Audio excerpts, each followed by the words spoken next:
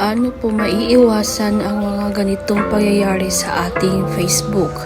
Restricted monetization po ang aming account kasi nag-upload po kami ng content na hindi naman po sa amin, like mga video po na gano'n na mga downloaded sa YouTube at sa iba pong apps. So, bawal po na gano'n.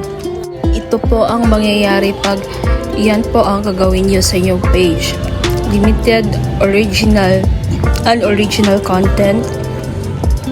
Restricted po kaagad yung monetization ninyo.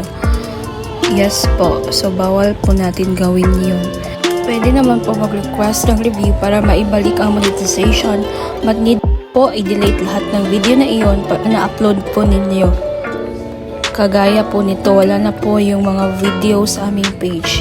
Isa din pong dapat po gagawin para maiwasan po ang restriction ay una, bawal i-upload ang content sa YouTube sa imuhang FB.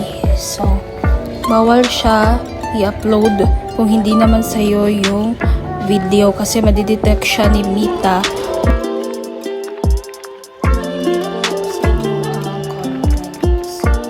Bawal po siya i-upload at gawing content sa Facebook.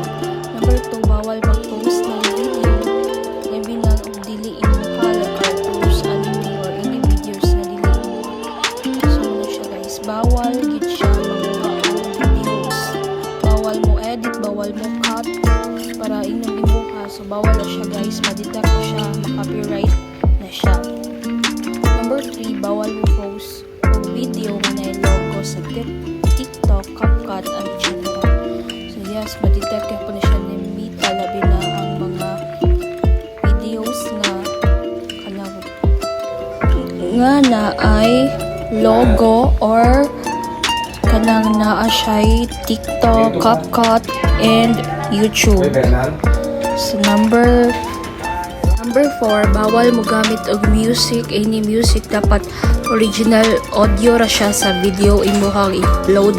So yes, bawal siya maki-copy or kanang makigamit og laing music na siya copyright guys. So if ever na may ads on reels or stream ads, dili na mo gamit ana or mulikay na mo gamit ana guys. Mas maayo og voice over or inyong sound sa inyong videos.